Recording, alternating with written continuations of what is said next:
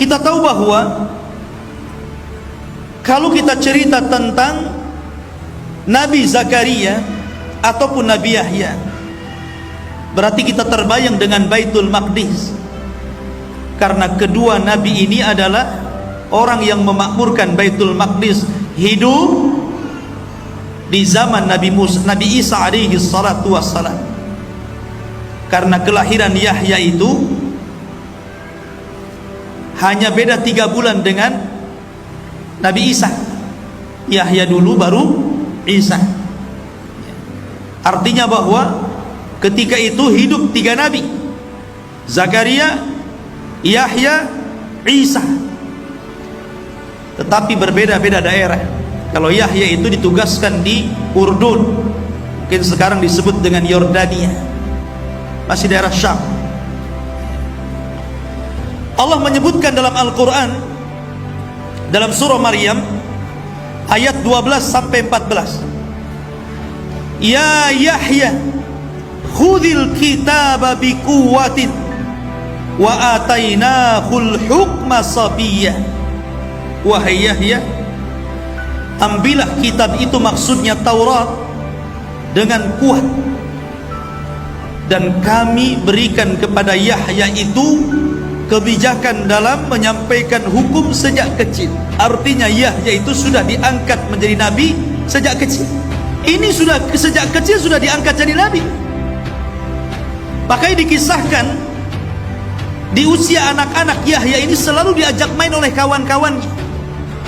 Anak-anak kecil kan suka main gitu tuh, apalagi usia 7 tahun, 8 tahun kan suka main.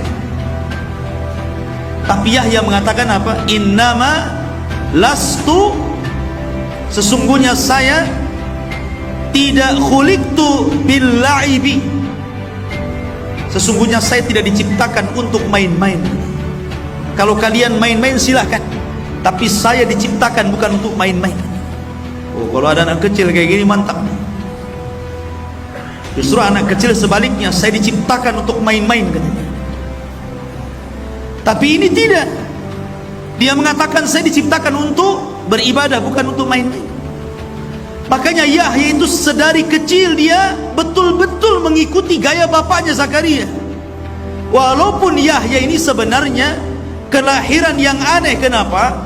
Karena bapaknya usianya 100 tahun, ibunya 90 tahun, dinyatakan mandul. Tapi karena nilai sebuah doa, Allah kabulkan, dan juga berlomba-lomba dalam kebaikan Zakaria. Akhirnya Allah subhanahu wa ta'ala kabulkan, punya anak namanya Yahya.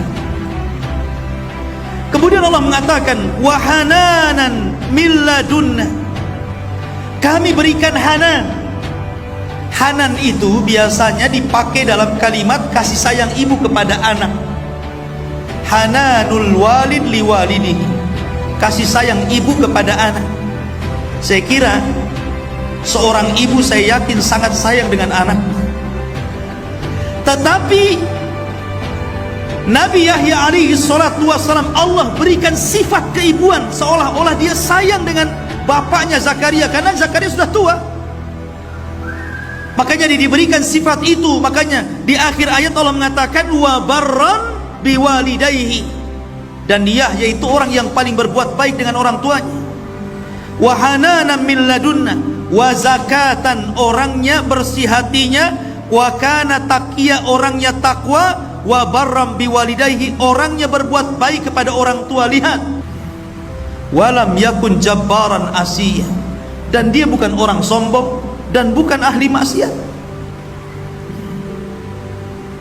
Dari sini ikhwatu fillah muliakan Allah azza wa jalla. Makanya heran ketika Nabi Isa alaihi salatu wassalam dihabarkan tentang kematian Yahya yang sangat sadis, dia pun sedih dan terus menangis atas kematian Yahya itu. Ceritanya begini, di Damaskus itu ada seorang raja zalim namanya Haddad ibn Hadar, raja zalim.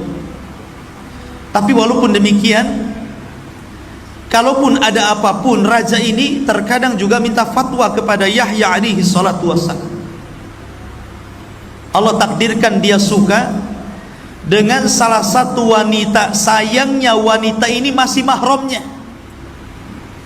sehingga dalam syariat Yahya haram, tidak boleh menikah dengan orang yang ada hubungan mahram. Sama di syariat kita juga sama.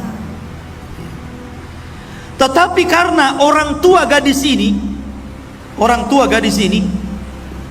karena dalam riwayat ini, dalam riwayat yang lain ceritanya, raja ini punya istri, istrinya sudah tua,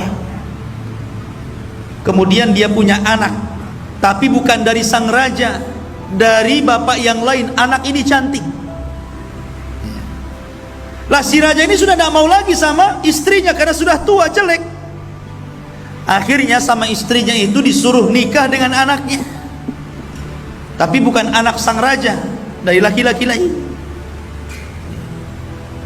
Ada yang mengatakan bahwa yang dinikahi itu putri bibinya, dan dalam syariat mereka tidak boleh. Kemudian akhirnya karena ibundanya ini sangat rakus kekuasaan, sangat rakus dengan kekayaan, sangat ingin menguasai kerajaan, akhirnya dia dorong terus putrinya supaya nikah dengan raja. Disuruh dandan cantik-cantik, disuruh ngerayu. Akhirnya sang raja pun tertarik dengan wanita itu dan tergila-gila. Lah rupanya orang-orang pun berbicara tentang itu. Akhirnya mulai melebar tuh. Karena mulai melebar, apalagi kemudian sudah terdengar ke telinga Yahya, dan Yahya memfatwakan haram, tidak boleh, dan didengar oleh manusia banyak. Akhirnya kemudian mereka pun meminta fatwa kepada Yahya. Kenapa tidak ke Zakaria? Karena Yahya itu dikenal kelembutannya. Dia nggak mau ke Zakaria, ke bapaknya, dia mau ke anaknya. Tapi namanya hukum tidak kenal keras atau lembut. Kalau haram ya haram, mau ngomong haram ataupun haram sama saja. Itu kan hanya kata teriak dengan kata lembut saja kan, tetap saja haram. Kemudian akhirnya karena sudah diharamkan oleh seorang nabi, wanita ini kemudian tidak mau dinikahi. Tapi sang raja sudah tergila-gila masalahnya, dia tetap ingin mau menikahi wanita itu. Disinilah dimainkan oleh siasat wanita busuk itu. Kata wanita ini, baik, kalau engkau menginginkan diriku menikah dengan diriku, maka maharnya kepala Yahya bin Zakaria. Syaratnya ini. Karena raja sudah tergila-gila, macam mana kan? Maka dia pun mengutus pasukan untuk mendatangkan kepala Yahya bin Zakaria. Datanglah pasukan besar. Dalam riwayat bahwa Yahya itu dibunuh sedang berada di Baitul Maqdis dan sedang sholat dalam mihrab. Pasukan ini datang, kemudian ditangkap, betul-betul dimutilasi, dipotong kepalanya. Kemudian kepalanya dibawa dan diletakkan di piring emas, kemudian dibawa ke istana. Sementara jasad Yahya ini dikirimkan kepada ayahnya Zakaria yang sudah tua renta. Anda bisa bayangkan, tiba-tiba Anda sudah tua, dikirimkan jasad anaknya tanpa kepala. Tentu sedih Zakaria ini. Akhirnya kemudian kepalanya ini dibawa ke istana. Sampai di istana, di situ ada sang raja, di situ ada wanita fajirah, di situ ada ibundanya yang haus kekuasaan.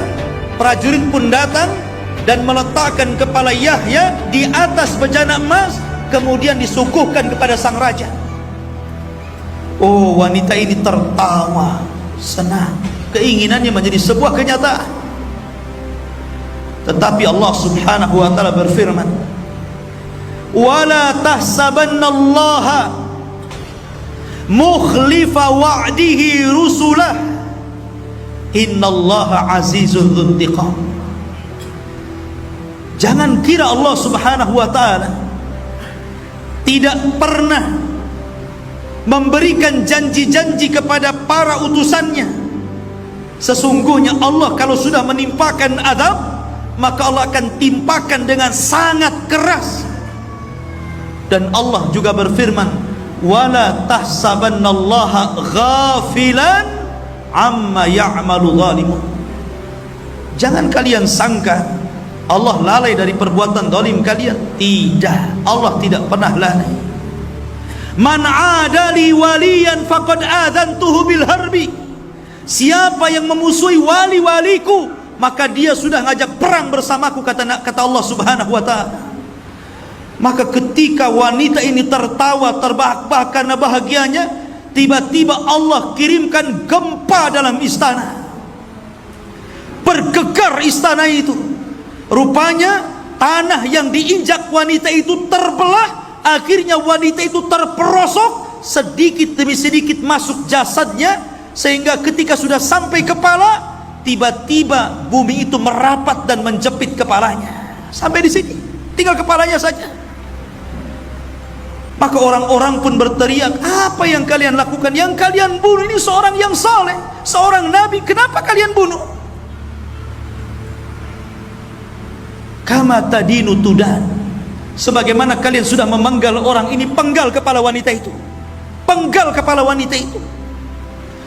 Maka lekaslah para prajurit mengambil pedangnya dan menebas kepalanya, kemudian membawanya. Al jaza min jinsil amal. Sebagaimana dia sudah menebas kepala Yahya, maka sekarang dia ditebas kepalanya.